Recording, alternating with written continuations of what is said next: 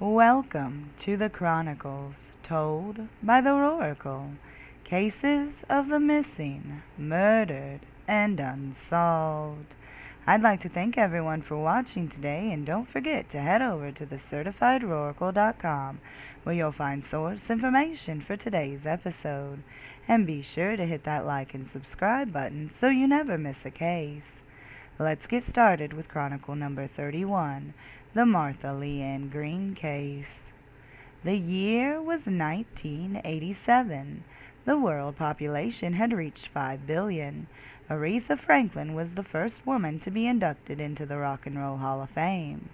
October 19th was deemed Black Monday as the stock market levels fell sharply on Wall Street. The first heart and lung transplant took place in Boston. Meanwhile, in Washington, D.C., the National Museum of Female Physicians opened. Smoking was banned in all federal buildings, which would be the first in many smoking bans. Prozac debuted in America. Now millions suffering from anxiety and depression could get help from a pharmaceutical. The Simpsons would make their debut on The Tracy Ullman Show and change cartoons forever. 3 Men and a Baby was the #1 movie, while Star Trek The Next Generation, 21 Jump Street, and Married with Children were taking over television sets everywhere. 2 men would become the first to travel in a hot air balloon across the Atlantic. McDonald's would team up with Disney and launch the first Disney Happy Meal. NES released what some would say is the greatest game ever, Mike Tyson's Punch-Out! 1987 brought so many new and fun things. However, one family could not find the joy in this, as their daughter had vanished in a matter of minutes, and all they wanted to do was find her and bring her back to the safety of their home. Martha Leanne Green was born on February 24, 1970, to George and Marjorie. Martha went by her middle name, Leanne. She also had a twin brother named Lawson. They lived in White Bluff, Tennessee. Leanne was a very popular, loving young lady and did well in school, and had a positive outlook and spirit on life. On the night of April 15, 1987, 17-year-old Leanne was working as a hostess at the Holiday Inn, located in the small town of Dixon, Tennessee, just off Highway 46. Around 9 p.m., her brother Lawson pulled up in a 1979 silver Monte Carlo to pick his sister up. Lawson had borrowed the car from his cousin, as prom was the following night and he was going to drive them in it. They would get half a mile from the Holiday Inn, and the Monte Carlo would run out of gas. Lawson pulled off to the side of the road, turned his hazards on, and went to the truck to retrieve a gas can. As he was doing so, the Puckett family pulled up and offered to take them to the gas station. Leanne told her brother she was scared to stay alone, but she also did not want to go with the family in their car to the gas station. Lawson would ask her to come with them, but she declined and kept the keys. As her brother headed a short distance down the road, he never knew it was the last time he would see his sister. He would return in just 10 to 15 minutes. It should be noted some articles say it was only 8.5 minutes her brother was gone. When Lawson came back to the car, his sister was gone. Her purse, keys, and prom dress were left behind in the car, and there was no sign of a struggle.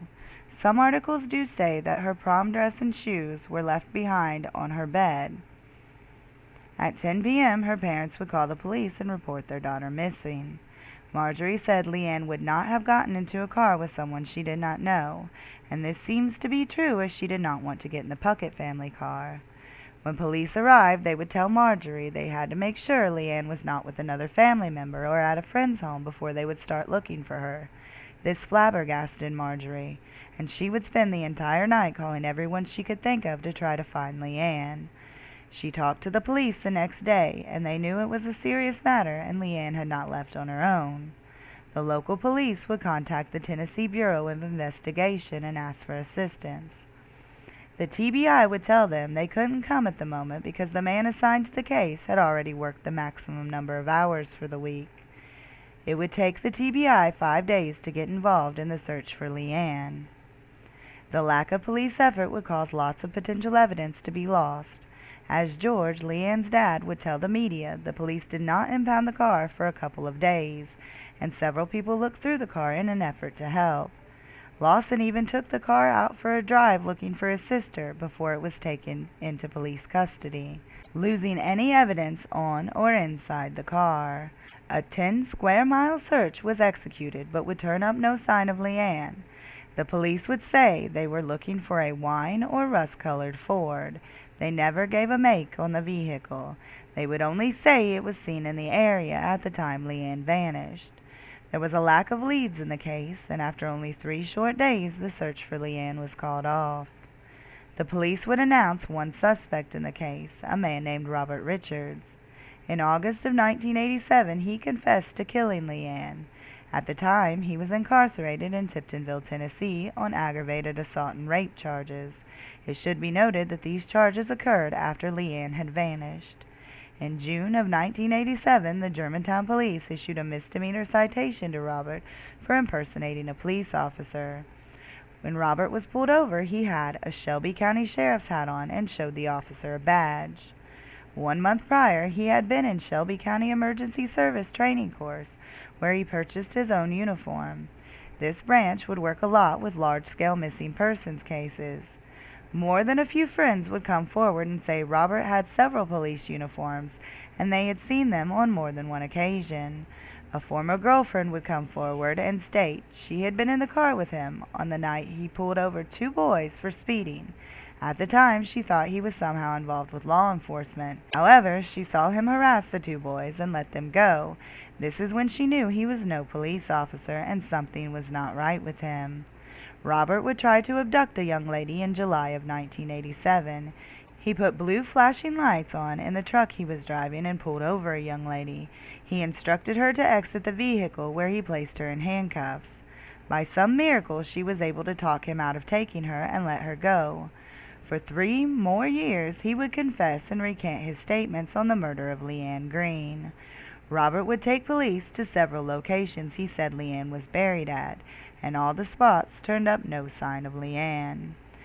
George and Marjorie would go to see Robert in prison. All he said was, quote, "I have no information on your daughter's case," end quote. Robert pled guilty in 1988 and was sentenced in 1989 on previous charges.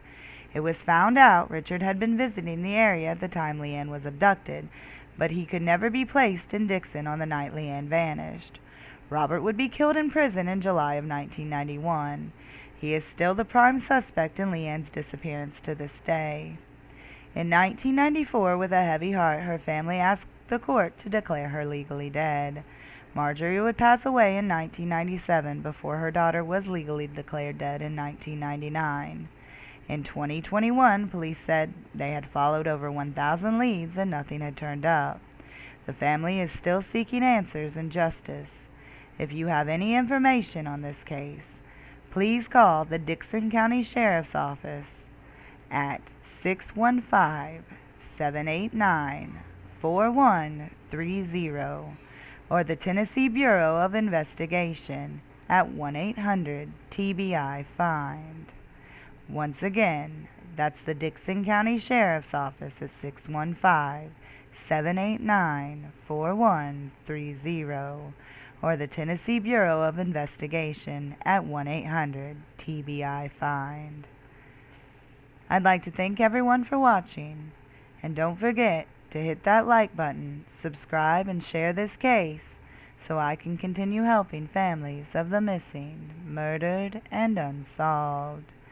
As always, this is the Chronikle, signing off.